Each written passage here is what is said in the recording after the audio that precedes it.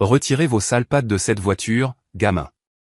Le cri résonna dans la rue chic de Washington, D.C., tandis que l'officier Bradley Townsend se précipitait vers le docteur Jonathan Hay, un homme noir distingué en costume coûteux et sur mesure qui venait de sortir de sa berline de luxe. Townsend poussa violemment et contre le véhicule, forçant ses mains sur le capot, tandis que des piétons curieux s'arrêtaient pour regarder. On vole des voitures en plein jour maintenant? J'aurais dû savoir qu'il ne fallait pas essayer ça dans mon quartier. Et resta parfaitement calme, sa voix mesurée. Officier, je suis propriétaire de ce véhicule. Townsend rit d'un air moqueur, tordant le bras de Hay derrière son dos. Bien sûr, et je suis le directeur du FBI. Il força Hay à s'aplatir sur le capot de la voiture. Les mains derrière la tête maintenant. La foule grandissante sortit ses téléphones, enregistrant chaque instant de l'humiliation qui se déroulait devant elle. La montre coûteuse de Hay capta la lumière du soleil alors que ses mains étaient forcées en position. Avez-vous déjà vu la dignité de quelqu'un être détruite uniquement sur la base de suppositions? Ce qui va se passer ensuite brisera tout ce que vous croyez sur le pouvoir et la justice en Amérique. 6 heures plus tôt, le docteur Jonathan Hay avait commencé sa matinée comme toutes les autres. Son réveil sonna à 5h30 dans sa maison de banlieue en Virginie. Des photos de famille tapissaient le couloir, sa femme Maria, leurs 2 enfants adolescents, et des photos couvrant une carrière distinguée au sein des forces de l'ordre fédéral. Un cadre montrait un Hay plus jeune serrant la main de 3 directeurs différents du FBI au fil des ans. Les nouvelles du matin passaient en arrière-plan pendant qu'il préparait son café. Un journaliste parlait des récentes initiatives de réforme policière. Des fonctionnaires fédéraux anonymes continuent de militer pour des exigences nationales en matière de caméras corporelles et des programmes de surveillance renforcés. Hay ajusta sa cravate, écoutant attentivement. Il en savait plus sur ces initiatives que les journalistes ne pouvaient l'imaginer. Pendant ce temps, de l'autre côté de la ville, l'officier Bradley Townsend se plaignait déjà dans le vestiaire du commissariat. Encore des conneries de surveillance fédérale, grommela-t-il à son partenaire. Ces employés de bureau de Washington ne connaissent pas le vrai travail de police. Probablement jamais été sur le terrain. Son casier était décoré de photos d'arrestations douteuses, presque exclusivement de jeunes hommes noirs menottés. Un dossier de plainte était posé à proximité, épais d'allégations non résolues. Townsend avait fait l'objet de 7 enquêtes en 5 ans. Chaque enquête avait mystérieusement stagné ou disparu. Je te le dis, Martinez, continua Townsend, ces fédéraux pensent pouvoir nous dire comment faire notre travail. Attends qu'un d'entre eux essaie de se mettre à notre place. Au siège du FBI, Hay passait en revue les notes de service dans son bureau d'angle. Des prix et des distinctions couvraient les murs, mais les plaques nominatives étaient stratégiquement orientées loin de la porte. Sa secrétaire frappa. Monsieur le directeur, votre engagement communautaire de 18 heures est confirmé. Le lieu est au centre-ville sur la 5e rue. Hay hocha la tête, fermant un dossier marqué « Initiative de réforme de la police métropolitaine phase 2 ». À l'intérieur se trouvaient des statistiques qui auraient horrifié le public, disparité d'arrestations, schéma de plainte et preuves de conduite fautive systématique dans plusieurs commissariats. Son téléphone vibra avec un SMS de Maria. Ne travaille pas trop tard ce soir. Sarah a un récital demain. Je pars à 17h30, répondit-il en tapant. Je ne le manquerai pour rien au monde. Townsend passa son après-midi à patrouiller les mêmes quartiers qu'à l'accoutumée. Sa radio crépitait constamment avec des rapports qu'il ignorait, se concentrant plutôt sur les voitures de luxe conduites par des professionnels noirs. En 3 heures, il arrêta 4 véhicules. Tous les conducteurs étaient noirs. Tous furent relâchés sans contravention, mais non sans avoir été soumis à des fouilles prolongées et à des interrogatoires hostiles. Sa caméra de tableau de bord enregistrait tout, mais Townsend savait que les images étaient rarement examinées. Les affaires internes étaient débordées, en sous-effectif et largement inefficaces. Il se sentait invincible. À 16h45, la répartition annonça « Toutes les unités », des fonctionnaires fédéraux mènent des inspections surprises de conformité des caméras corporelles. Assurez-vous que tout l'équipement fonctionne correctement. Townsend jura à voix basse. Il avait oublié d'activer sa caméra pendant des mois. Aujourd'hui, il l'alluma à contre-cœur. Et quitta le siège à 17h30 précise, conduisant son véhicule personnel pour éviter d'attirer l'attention. La réunion communautaire faisait partie d'une tournée d'écoute qu'il avait discrètement organisée. Le sujet de ce soir, bâtir la confiance entre les forces de l'ordre fédéral et les communautés locales. Il devait parler anonymement, identifié uniquement comme un haut fonctionnaire fédéral. L'ironie ne lui échappa pas. Pendant des mois, il avait élaboré des politiques pour résoudre précisément le genre de comportement fautif qui sévissait dans les départements à travers le pays. Ces réformes exigeaient des caméras corporelles, des rapports obligatoires et une surveillance fédérale des affaires internes de la police. De nombreux officiers ressentaient du ressentiment envers ces changements sans savoir que leur architecte était un homme noir qui avait personnellement expérimenté la discrimination tout au long de sa carrière. La radio de Townsend grésilla. Unité 47, rapport d'activité suspecte sur la 5e rue. Vol possible d'un véhicule de luxe en cours. Je m'en occupe, répondit Townsend avec enthousiasme. La 5e rue était son terrain de chasse préféré, une zone chic où les professionnels noirs qui réussissaient faisaient tâche, du moins à ses yeux. Elle se gara devant le centre communautaire, vérifiant sa montre. 15 minutes d'avance, comme toujours. Il ajusta sa cravate, attrapa sa mallette et sortit de sa berline.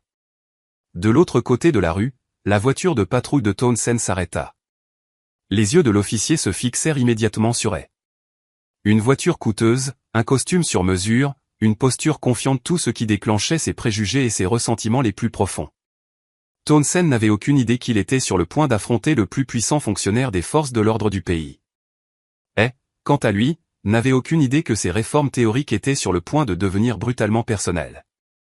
Le décor était planté. Deux hommes représentant des côtés opposés de la justice américaine étaient sur le point d'entrer en collision dans une confrontation qui allait tout changer. Aucun d'eux n'aurait pu prédire ce qui se passerait lorsque les suppositions rencontreraient la réalité à ce coin de rue de Washington, D.C. Retirez vos sales pattes de cette voiture, gamin. La voix de Townsend se propagea dans la rue alors qu'il claquait la portière de sa voiture de patrouille et marchait vers et avec une agressivité théâtrale. Elle se tourna lentement, son expression maîtrisée, mais alerte. Il avait déjà vécu cela, mais jamais de manière aussi publique. Bonsoir, officier. Y a-t-il un problème ? Ne faites pas l'idiot avec moi, grogna Townsend, poussant violemment et contre la berline. L'impact résonna sur les bâtiments voisins tandis que des piétons commençaient à s'arrêter et à regarder. Les mains sur le véhicule maintenant.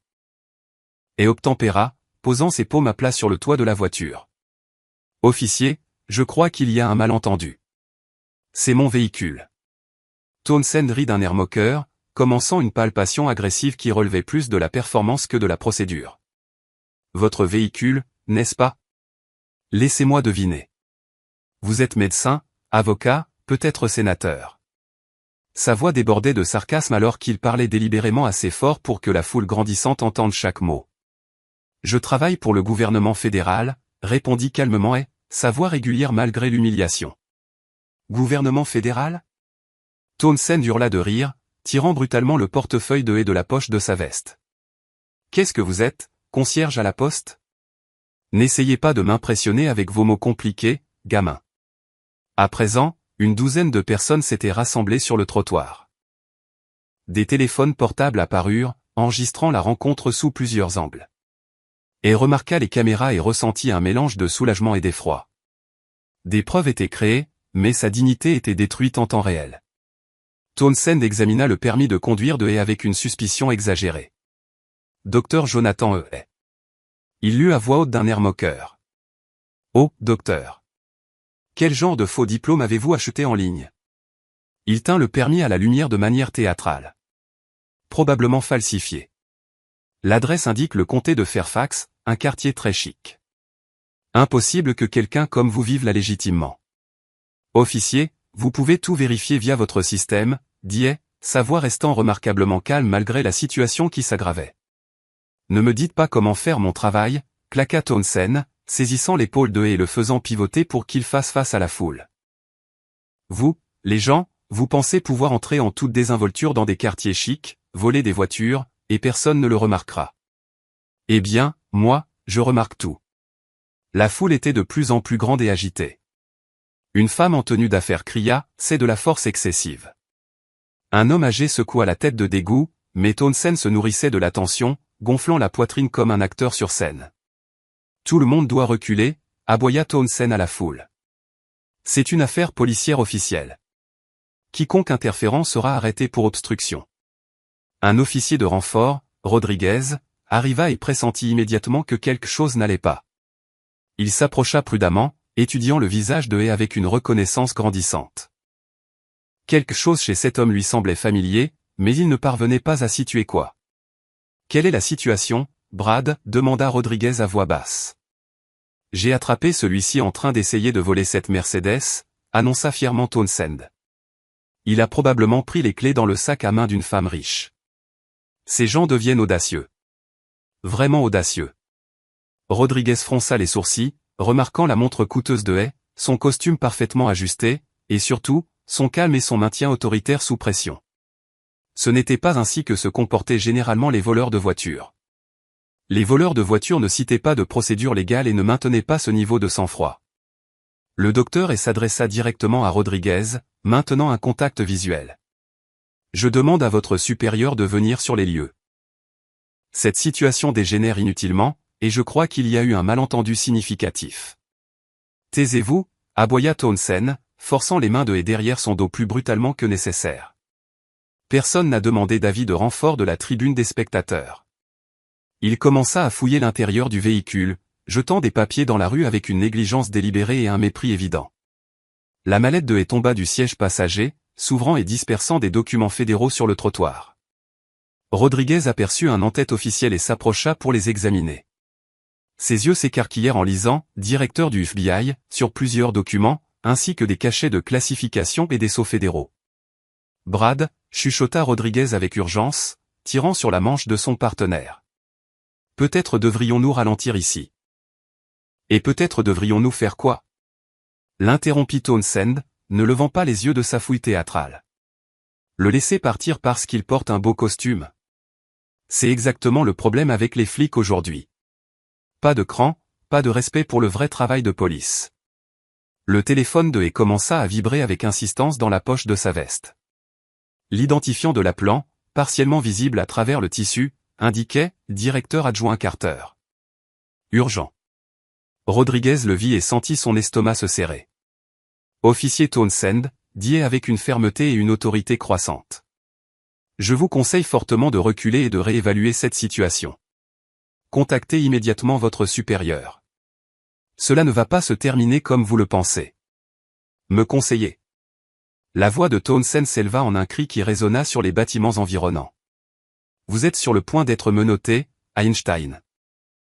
Vous ne conseillez personne.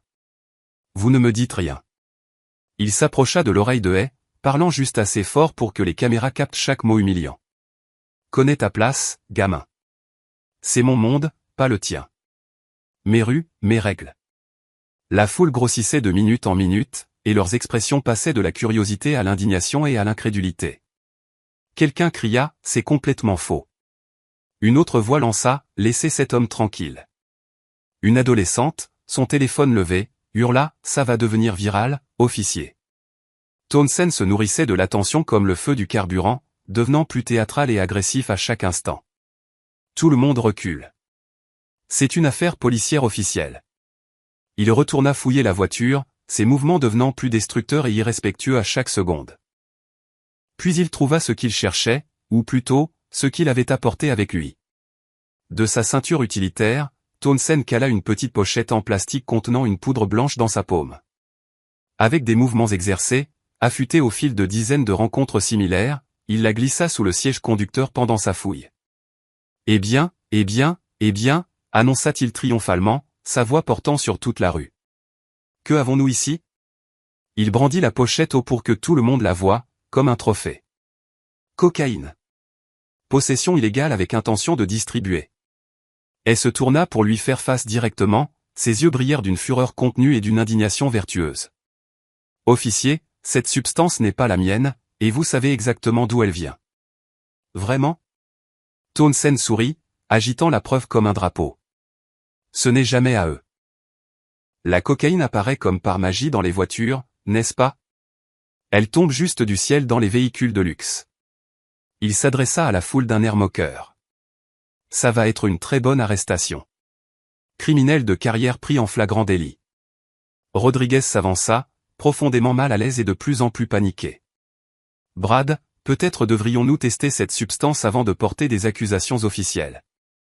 Tester? Townsend rit d'un air dédaigneux. Qui a-t-il à tester? Drogue ou drogue? Rodriguez, ne me lâche pas maintenant. Inculpe-le pour possession illégale. Et regarda directement la caméra du téléphone le plus proche, sa voix claire et autoritaire malgré sa position compromise. Je veux que tout le monde ici se souvienne exactement de ce dont il est témoin. Documentez tout ce que vous voyez. Enregistrez chaque mot. La vérité a une façon de se révéler. Et quand elle le fera, il y aura des conséquences. La vérité? Townsend cracha avec un mépris évident. La vérité est que vous êtes un trafiquant de drogue qui pensait que sa voiture de luxe et ses vêtements coûteux le protégeraient du vrai travail de police. Eh bien, devinez quoi, professeur? Pas dans mon commissariat. Pas sous ma surveillance. Alors que Townsend tendait la main vers ses menottes avec une satisfaction évidente, le téléphone de sonna de nouveau. Cette fois, l'identifiant de l'appelant était clairement visible pour tout le monde à proximité, directeur adjoint du FBI, appel d'urgence. Le visage de Rodriguez devint complètement pâle alors que toutes les pièces commencèrent à s'assembler comme un puzzle qui se résolvait de lui-même. Il avait déjà vu cet homme lors de briefings fédéraux, sur les communications internes du FBI, dans des photographies officielles avec le procureur général et d'autres hauts fonctionnaires. Brad, chuchota-t-il désespérément, attrapant le bras de son partenaire. Je pense que nous devons arrêter tout de suite, et nous devons. Arrêter ce trafiquant de drogue et mettez-le hors de mes rues, l'interrompit Townsend avec une confiance totale, complètement inconscient des preuves croissantes de son erreur catastrophique. Partie terminée, petit malin. Bienvenue dans le monde réel. Mais le monde réel était sur le point de devenir quelque chose d'entièrement différent de ce que l'officier Bradley Townsend avait jamais imaginé possible. Les menottes claquèrent avec une finalité métallique qui sembla résonner dans la foule stupéfaite. Townsend se pavanait presque en guidant son prisonnier vers la voiture de patrouille, savourant chaque instant de sa victoire perçue.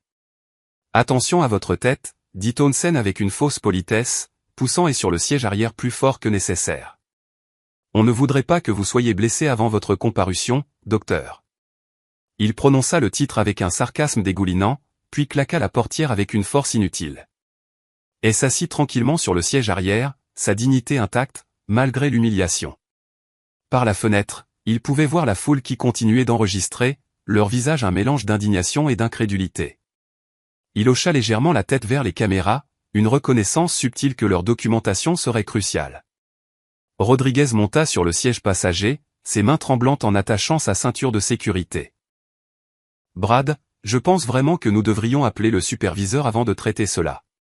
Quelque chose ne me semble pas normal. » « Qu'est-ce qui ne te semble pas normal ?» l'interrompit Townsend, s'éloignant du trottoir.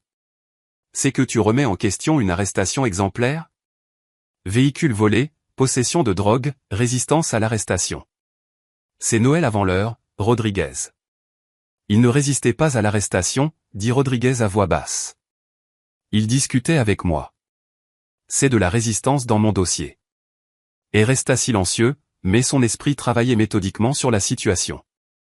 Son téléphone avait cessé de vibrer, ce qui signifiait que son personnel mettrait en œuvre les protocoles d'urgence dans les minutes qui suivaient.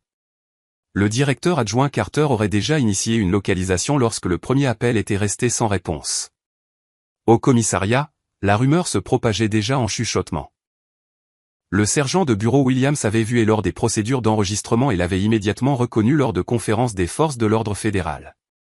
Son visage était devenu blanc, mais il n'avait rien dit, incertain du protocole approprié pour une situation aussi sans précédent. Martinez appela discrètement Williams un autre officier. « Assurez-vous que les cellules de détention sont propres et donnez-moi le numéro du chef de car maintenant. » Townsend se pavanait dans le commissariat comme un héros conquérant, tirant et brutalement par le bras. « On a fait une belle prise ce soir, les gars. Un voleur de voiture avec une dépendance à la drogue et un vocabulaire recherché. » Et garda son calme pendant qu'il le traitait, fournissant des informations d'un ton clair et mesuré qui troubla davantage le personnel du guichet. Lorsqu'on lui demanda son occupation, il déclara simplement « Force de l'ordre fédéral ». « Force de l'ordre fédéral ?» Townsend railla assez fort pour que toute la zone d'enregistrement l'entende. Probablement un agent de sécurité au bureau de la sécurité sociale. Ces gens gonflent toujours leur titre de poste.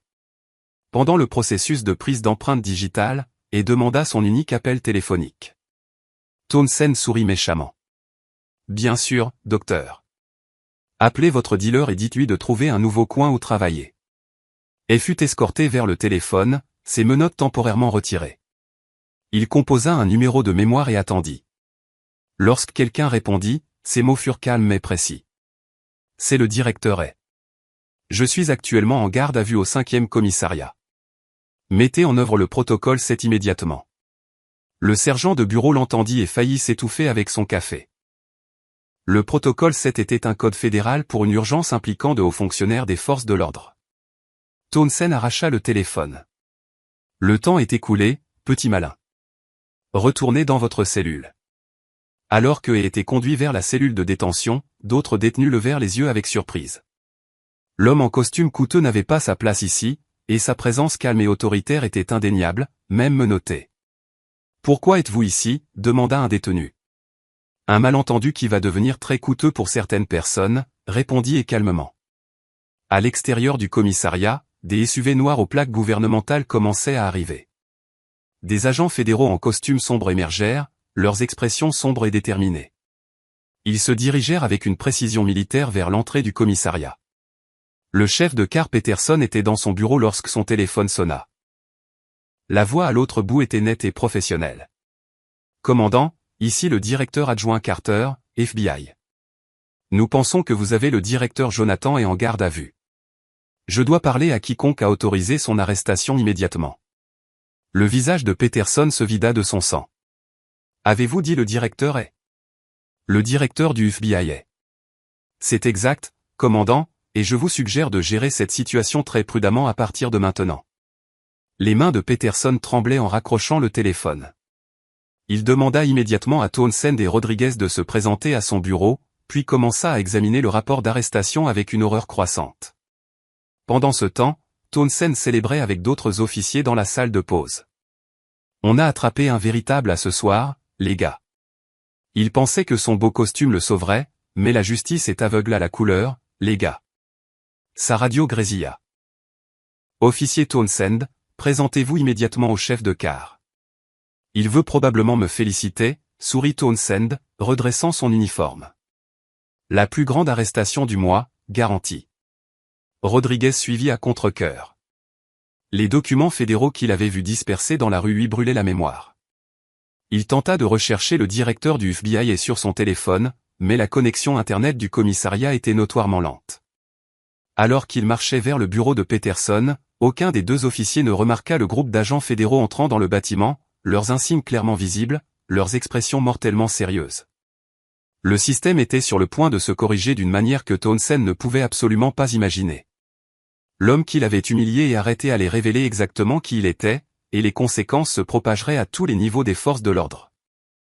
La justice arrivait, et elle portait un insigne fédéral. Le chef de car Peterson se tenait derrière son bureau, le visage blafard, fixant le rapport d'arrestation. Les agents fédéraux qui le flanquaient semblaient capables de couper du verre avec leurs expressions. La directrice adjointe Carter s'avança, sa voix glaciale, d'une fureur à peine contenue. « Commandant Peterson, je veux que l'officier Townsend et son partenaire soient amenés ici immédiatement, et je dis bien immédiatement. » Peterson appuya sur le bouton de son interphone d'un doigt tremblant. « Townsend et Rodriguez dans mon bureau maintenant. » Townsend se pavanait dans le couloir, se délectant toujours de son triomphe perçu. « Je parie que le commandant veut l'histoire complète, » dit-il à Rodriguez avec un sourire suffisant. « Attendez qu'il entende parler de la cocaïne que j'ai trouvée. Cette arrestation va faire bonne figure dans mon dossier. » Rodriguez ne dit rien, l'estomac noué par l'angoisse.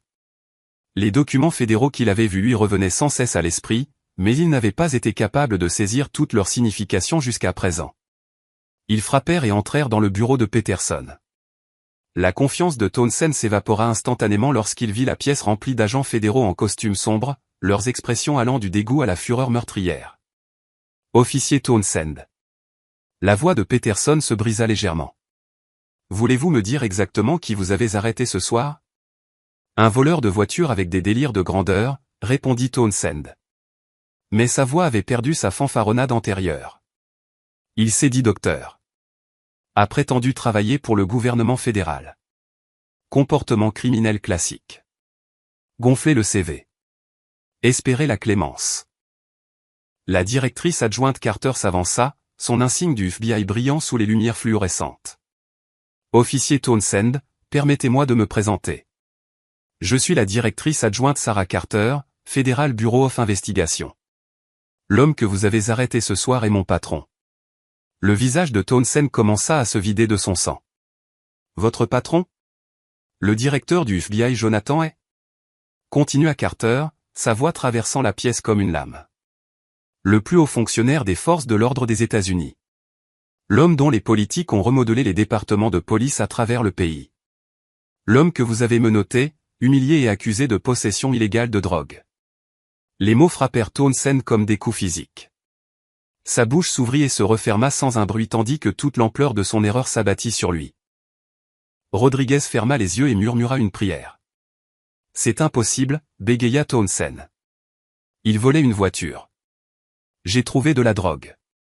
Vous avez trouvé de la drogue que vous avez fabriquée, l'interrompit l'agent Morrison, s'avançant avec une tablette affichant des images de caméras corporelles d'une clarté cristalline. Nous avons tout examiné, votre caméra, la caméra de Rodriguez, et 12 vidéos de téléphone portable civil. Nous vous avons vu caler la pochette et la glisser sous le siège. Les jambes de Townsend faiblirent légèrement, et il s'accrocha au dossier d'une chaise pour se soutenir. Je ne savais pas, vous ne saviez pas parce que vous ne vouliez pas savoir. La voix de Carter monta avec une rage contenue. Vous avez vu un homme noir qui réussit dans une voiture coûteuse, et vos préjugés ont pensé pour vous. Votre parti pris était si complet, si accablant que vous ne pouviez pas voir la réalité, même lorsqu'elle vous sautait aux yeux. Peterson retrouva sa voix. Officier Townsend, vous êtes immédiatement suspendu, en attendant une enquête complète. Votre insigne et vos armes maintenant. D'une main tremblante, Townsend commença à retirer son insigne.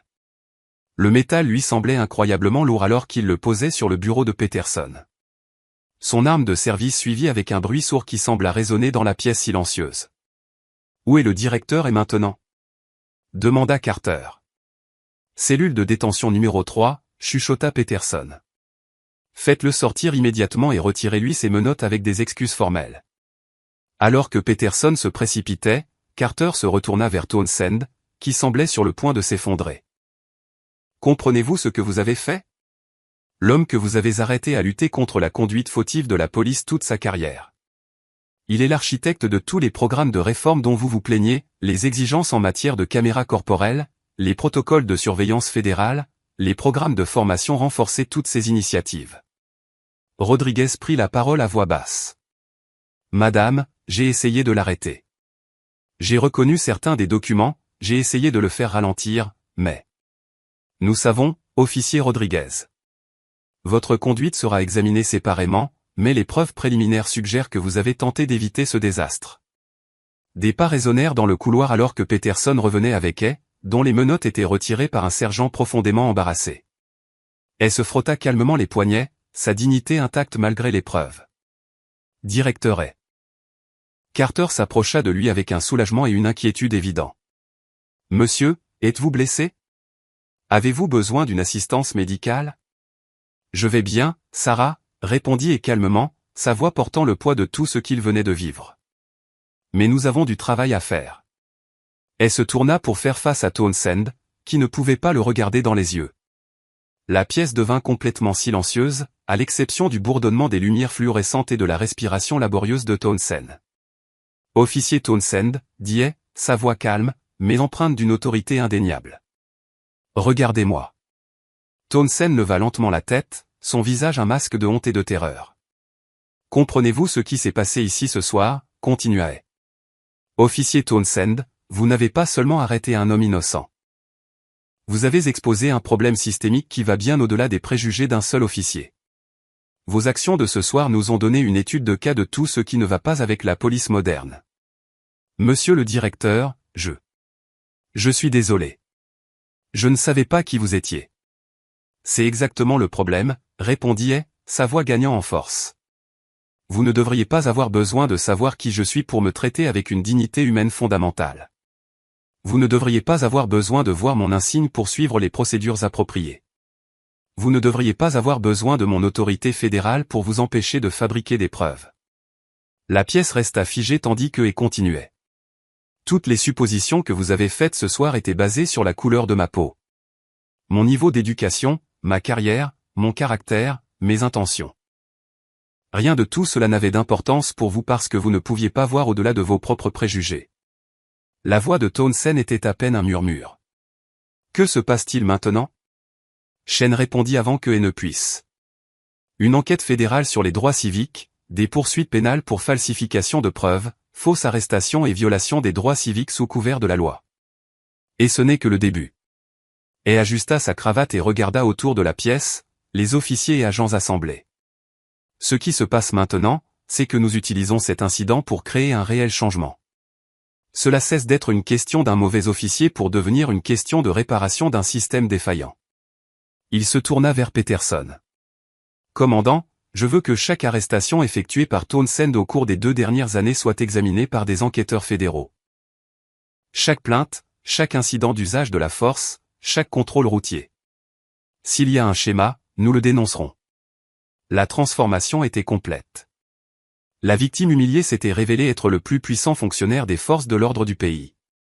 Le chasseur était devenu le chassé, et la justice, retardée mais non refusée, commençait enfin à se manifester. Le monde de l'officier Bradley Townsend venait de s'effondrer entièrement, et il commençait tout juste à comprendre le vrai coût de ses préjugés et de sa conduite fautive. Le bureau local du FBI bourdonnait d'une activité intense alors que le directeur établissait un groupe de travail complet quelques heures après sa libération. L'agent Morrison affichait des fichiers numériques sur plusieurs moniteurs tandis que des spécialistes légistes examinaient les preuves fabriquées sous des microscopes. L'ampleur de l'enquête était sans précédent.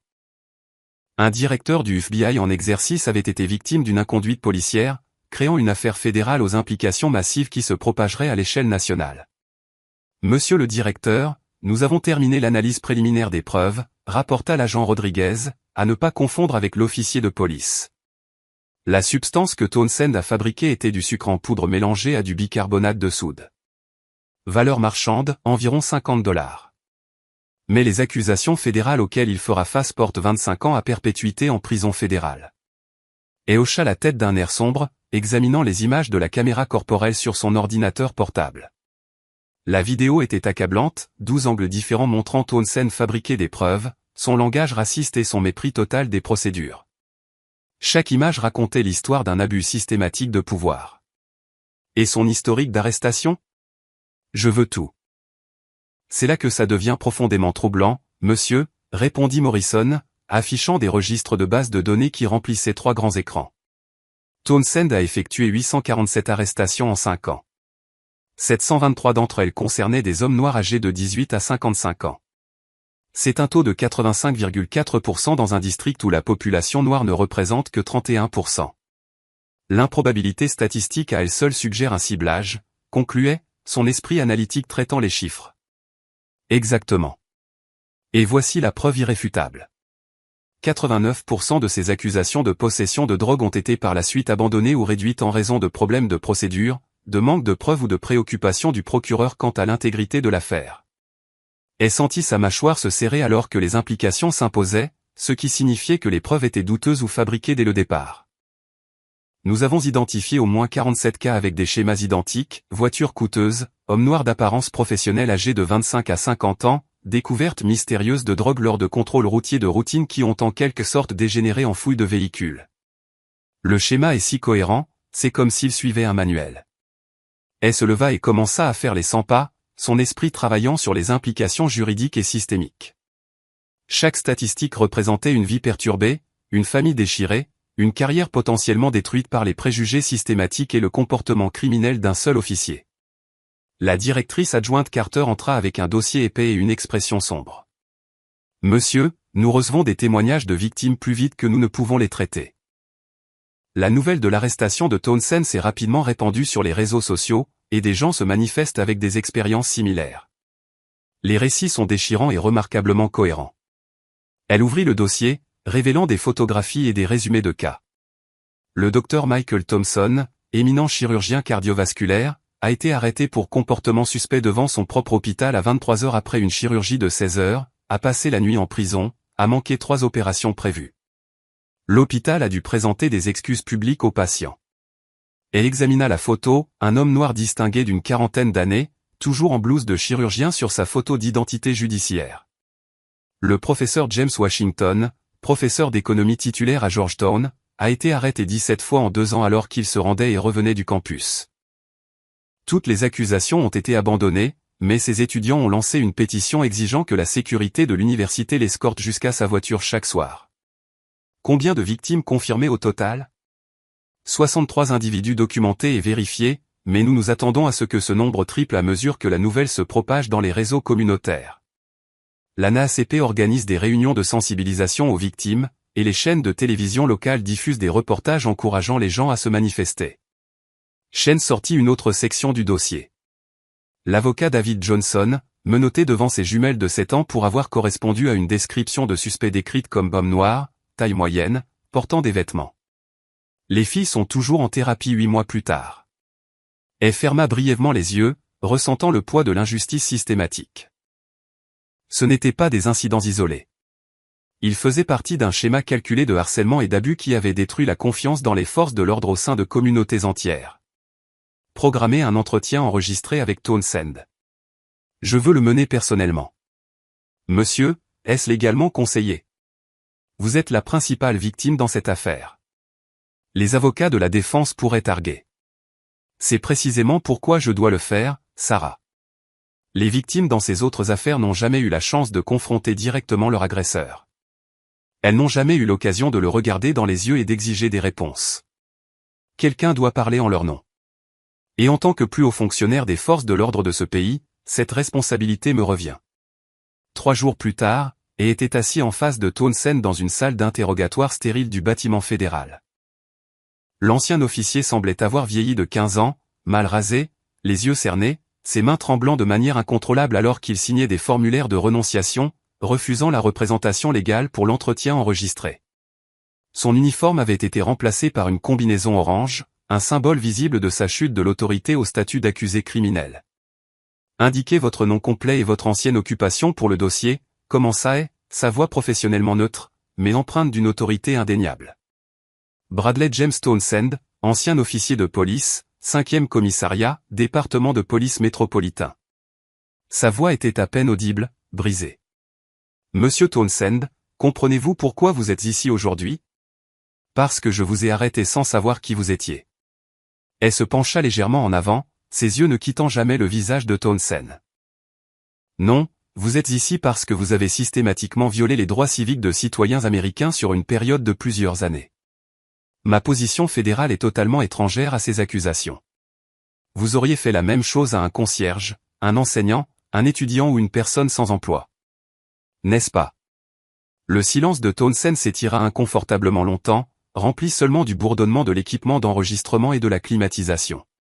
Permettez-moi de reformuler la question plus directement. Combien d'hommes noirs innocents avez-vous arrêtés dans des circonstances fabriquées similaires? Je ne sais pas ce que vous voulez dire. Et ouvrit méthodiquement un dossier épais, les pages faisant de doux bruissements dans la pièce silencieuse.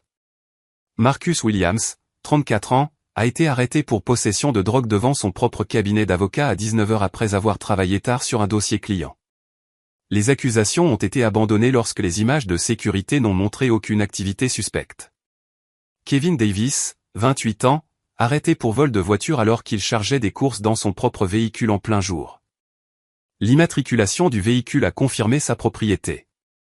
Les accusations ont été abandonnées. Antonio Martinez, 31 ans, arrêté pour possession après avoir été arrêté pour conduite erratique sur une route complètement droite sans aucune infraction au code de la route. Dois-je continuer à lire, Monsieur Townsend?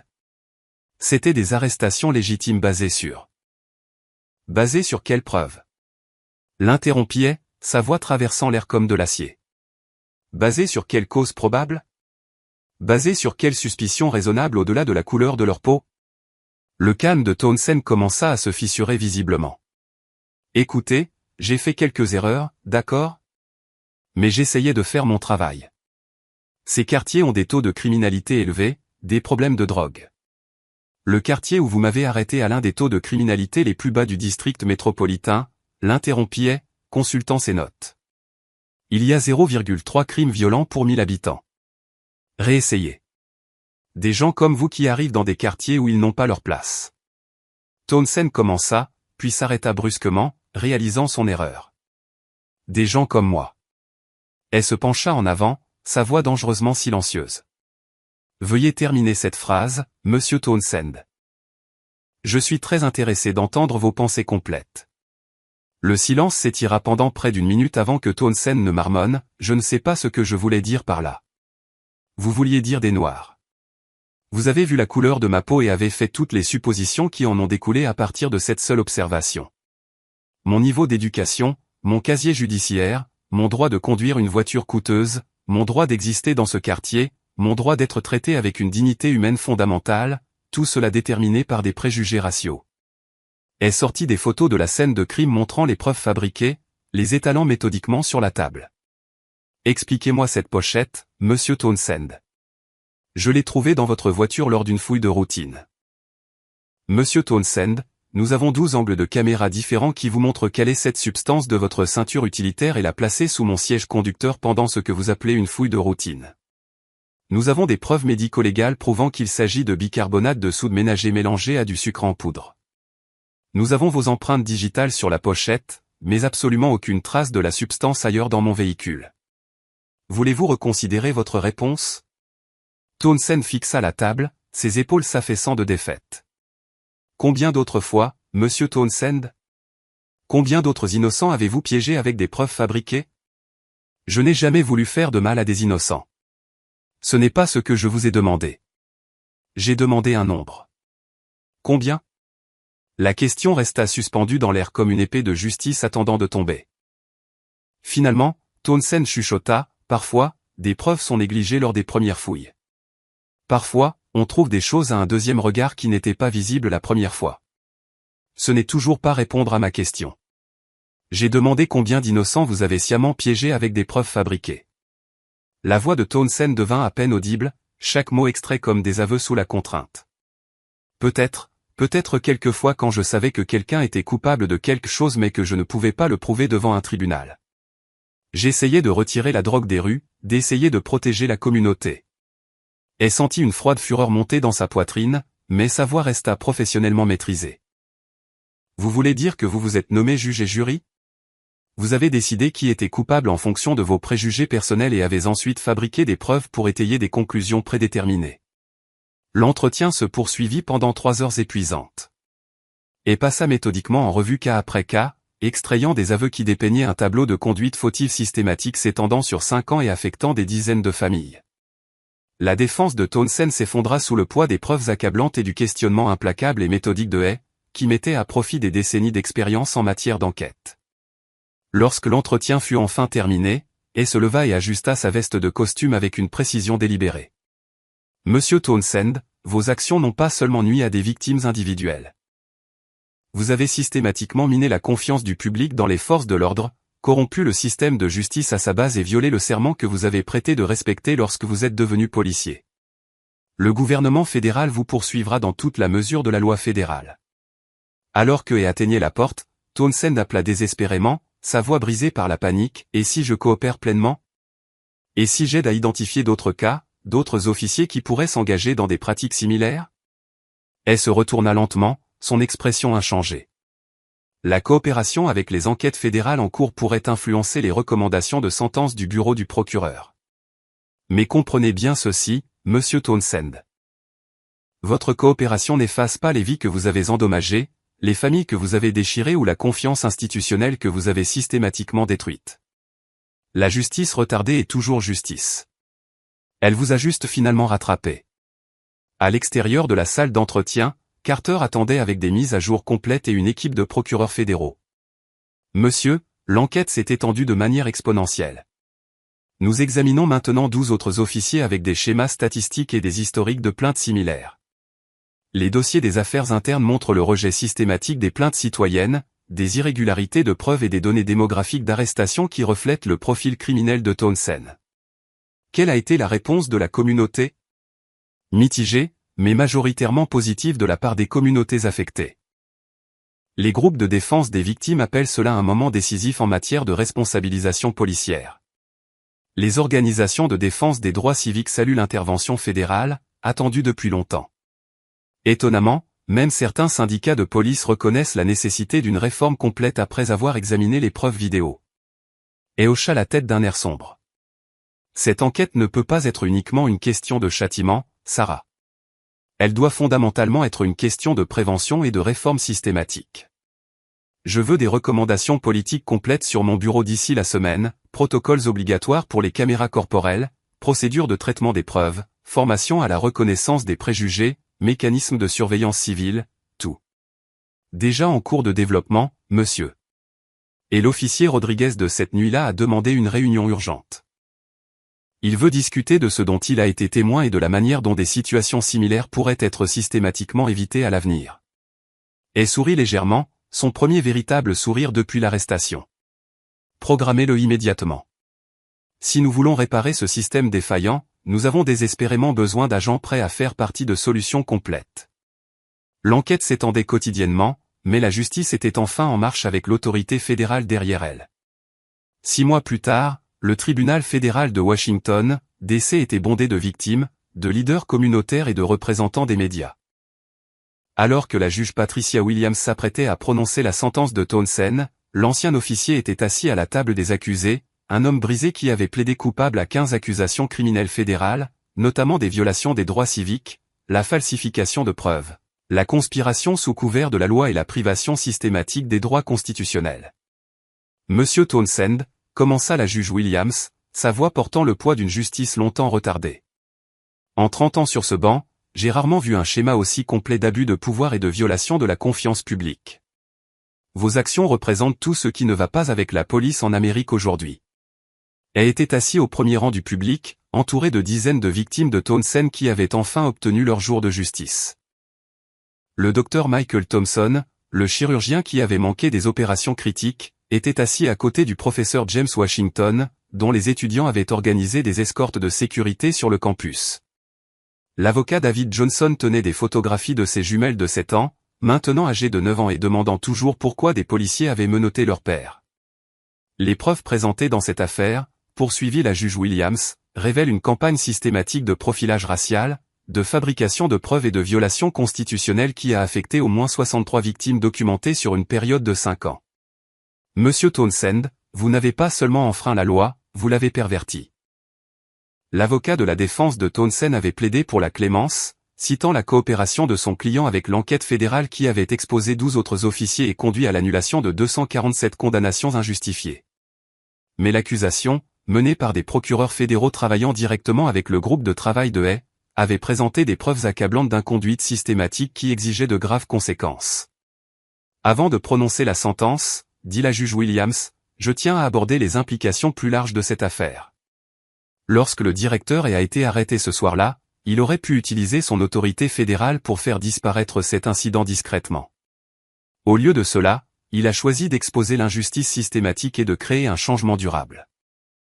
Hay avait témoigné en profondeur pendant le procès, sa présentation calme et méthodique des preuves offrant un contraste frappant avec l'arrogance antérieure de Townsend. Les enregistrements audio de leur entretien étaient devenus un visionnage obligatoire dans les académies de police du pays, montrant comment les préjugés pouvaient aveugler les officiers à l'humanité fondamentale et à la responsabilité professionnelle. L'enquête fédérale déclenchée par cet incident, poursuivit la juge, a entraîné une réforme complète dans 17 départements de police, une formation obligatoire sur les préjugés pour 4200 officiers et la mise en œuvre de programmes de surveillance civile renforcés dans 12 grandes villes. Les réformes avaient été rapides et complètes. Hay avait travaillé directement avec le Congrès pour adopter la loi fédérale sur la responsabilisation de la police, exigeant des caméras corporelles pour tous les bénéficiaires de subventions fédérales, créant des bases de données nationales sur les inconduites policières et établissant une surveillance fédérale des départements présentant des schémas de violation des droits civiques. L'officier Rodriguez, qui avait tenté sans succès d'arrêter Townsend ce soir-là, avait été promu superviseur de la formation et dirigeait maintenant des programmes de reconnaissance des préjugés dans toute la région. Son témoignage sur l'incident était devenu une pierre angulaire de la formation policière réformée, montrant comment de bons officiers pouvaient et devaient intervenir lorsque des collègues se livraient à des inconduites. Monsieur Townsend, la juge Williams s'adressa directement à l'accusé. Vous purgerez 8 ans de prison fédérale, suivi de 3 ans de libération sous surveillance. Vous paierez $347 000 de dédommagement aux victimes documentées, et vous êtes définitivement interdit de toute fonction policière. Des soupirs de satisfaction se propagèrent dans la salle d'audience alors que les victimes et leurs familles entendaient enfin la justice prononcée. Et resta stoïque, mais il ressentit un profond sentiment d'accomplissement alors que le système juridique tenait enfin un agresseur systématique pour responsable. De plus, poursuivit la juge, ce tribunal ordonne la création de la commission et sur la réforme de la police, présidée par le directeur et, avec pour mandat d'élaborer des normes nationales de conduite policière, de traitement des preuves et de surveillance civile. Après la sentence, et s'adressa à une foule de journalistes et de membres de la communauté devant le palais de justice. La sentence d'aujourd'hui envoie un message clair, l'abus systématique de pouvoir ne sera pas toléré au sein des forces de l'ordre américaines, dit-il, sa voix portant sur les marches du palais de justice. Mais la punition seule est insuffisante. Un véritable changement exige une réforme institutionnelle, une transformation culturelle et un engagement indéfectible envers les principes constitutionnels. Les statistiques témoignaient de l'impact plus large. Les plaintes contre la police avaient chuté de 60% dans les districts mettant en œuvre les réformes de Hay.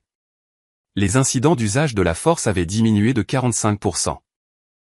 Plus important encore, la confiance de la communauté dans les forces de l'ordre commençait lentement à se reconstruire dans les quartiers qui avaient été systématiquement ciblés. Le docteur Thompson approcha et après la conférence de presse. « Monsieur le directeur, je voulais vous remercier personnellement. Mes filles peuvent maintenant voir des policiers sans crainte. Cela vaut plus que n'importe quel chèque de dédommagement. » Et lui serra fermement la main. « Docteur Thompson, votre courage à vous manifester a rendu cela possible. La justice nous appartient à tous, pas seulement à ceux qui ont des insignes fédéraux. » L'affaire Townsend était devenue un moment décisif pour la police américaine. La preuve que le système pouvait se corriger lorsque des individus avaient le courage d'exiger des comptes et l'autorité de l'appliquer. La justice, bien que retardée, était enfin arrivée avec des conséquences qui remodèleraient les forces de l'ordre pour les générations à venir. Un an plus tard, le directeur retourna à l'endroit exact où l'officier Townsend l'avait humilié et arrêté. La rue du centre-ville de Washington, D.C. semblait la même, mais tout avait changé. Une petite plaque commémorative marquait désormais l'emplacement, portant l'inscription « En reconnaissance de toutes les victimes d'inconduite policière et de la lutte continue pour la justice et l'égalité ». Le centre communautaire de l'autre côté de la rue bourdonnait d'activité alors que arrivait pour le premier sommet annuel sur la responsabilisation policière. À l'intérieur, une foule diversifiée de chefs de police, de leaders communautaires, de militants des droits civiques et d'officiers réformés se sont réunis pour discuter des progrès et des défis de la réforme des forces de l'ordre. L'officier Rodriguez, désormais capitaine Rodriguez et chef de la division de la formation de la police métropolitaine, a salué à l'entrée. Monsieur le directeur, la conformité des caméras corporelles est à 98% à l'échelle nationale. Les incidents d'usage de la force ont diminué de 52% par rapport à l'année dernière, mais surtout, la formation des recrues comprend désormais 40 heures de formation à la reconnaissance des préjugés et à l'éducation au droit constitutionnel. Et sourit, sincèrement satisfait des changements systémiques. Comment est la réponse de la communauté? Mitigée, mais en constante amélioration. La confiance prend du temps à reconstruire, mais nous constatons un engagement positif dans des quartiers qui n'avaient pas coopéré avec la police depuis des années. Au sein du sommet, et s'adressa à un public comprenant de nombreuses anciennes victimes de Townsend, désormais transformées en défenseurs de la réforme de la justice. Le docteur Thompson avait créé une fondation offrant une aide juridique aux victimes d'inconduite policière. Le professeur Washington élaborait un programme pour la formation à la compétence culturelle de la police. Les filles de l'avocat Johnson, maintenant âgées de 10 ans, avaient écrit des lettres aux académies de police du pays sur l'importance de traiter tout le monde avec dignité. Le changement systématique ne se produit pas du jour au lendemain, a déclaré et à l'auditorium bondé. Il exige une vigilance constante, une éducation continue et le courage d'affronter des vérités inconfortables sur la partialité institutionnelle et l'abus de pouvoir. Les statistiques affichées derrière lui racontaient une histoire de progrès réel, 847 condamnations injustifiées annulées, 12,3 millions de dollars de dédommagement aux victimes distribués, 17 départements de police réformés et 43 officiers poursuivis pour inconduite systématique révélés lors de l'enquête élargie. Townsend est resté en prison fédérale, purgeant sa peine de 8 ans. Des rapports récents indiquent qu'il participe à des programmes de réhabilitation et qu'il a écrit des lettres d'excuses à ses victimes, bien que beaucoup restent sceptiques quant à sa sincérité. La leçon la plus importante de cette nuit, a poursuivi, n'est pas que le système a fonctionné parfaitement, mais qu'il a fonctionné à terme lorsque des gens de bien ont exigé des comptes et ont refusé d'accepter l'injustice comme inévitable. Et a conclu ses remarques en s'adressant aux caméras diffusant le sommet en direct dans tout le pays. Un véritable changement se produit lorsque des citoyens ordinaires refusent d'être des témoins silencieux de l'injustice. Lorsque vous voyez une inconduite, documentez-la. Lorsque vous êtes témoin de partialité, contestez-la. Lorsque les systèmes échouent, exigez des réformes. Le public se leva sous des applaudissements soutenus alors que et descendait de la tribune. Les leaders communautaires ont embrassé les agents fédéraux. Des officiers réformés ont partagé des histoires avec des militants des droits civiques, et les victimes ont trouvé de la force dans l'action collective pour la justice. À l'extérieur, et s'est arrêté une dernière fois devant la plaque commémorative. Un jeune garçon noir, peut-être âgé de 8 ans, lisait l'inscription avec sa mère. Le garçon leva les yeux verts et sourit sans peur ni suspicion, quelque chose qui n'aurait peut-être pas été possible avant que les réformes ne prennent effet. Alors que et avançait lentement vers sa voiture, son téléphone vibra. C'était un message de sa fille, Sarah, j'ai vu ton discours en ligne, papa. Je suis si fier de toi, fier que tu aies su transformer quelque chose de terrible en quelque chose de profondément significatif. Ces quelques mots, simples et lumineux, traversèrent et comme une vague de chaleur, dissipant un instant le poids des batailles menées. Ce soir-là, assis seul dans son bureau à domicile, il rédigeait de nouvelles recommandations politiques, préparant la prochaine étape d'une réforme policière encore inachevée. Le chemin restait long, semé d'obstacles, mais les fondations, elles, étaient posées. Ce qui avait un jour été une justice retardée devenait enfin justice rendue, et ce qui relevait de l'oppression systématique commençait à céder la place à une promesse réelle de changement durable et profond. Et vous? Avez-vous déjà été témoin d'un acte d'inconduite sans oser parler? Avez-vous croisé l'injustice, en espérant que quelqu'un d'autre ferait ce que vous n'aviez pas eu la force d'accomplir? Osez partager vos expériences dans les commentaires ci-dessous. Si cette histoire vous pousse à réfléchir différemment sur l'importance de prendre la parole pour la justice, alors appuyez sur « J'aime » et abonnez-vous pour découvrir d'autres récits de responsabilisation, de réformes courageuses et de la lutte incessante pour l'égalité. N'hésitez pas à partager cette vidéo avec quelqu'un qui a besoin de comprendre une vérité essentielle, le changement est possible, à condition que des personnes de bonne volonté refusent d'accepter l'injustice comme une fatalité. Car la réalité est simple et puissante, la démocratie et la justice ne survivent que si les citoyens s'engagent activement à les défendre. Votre voix a du poids. Votre témoignage éclaire le chemin. Et votre courage à exiger mieux peut, littéralement, contribuer à transformer le monde.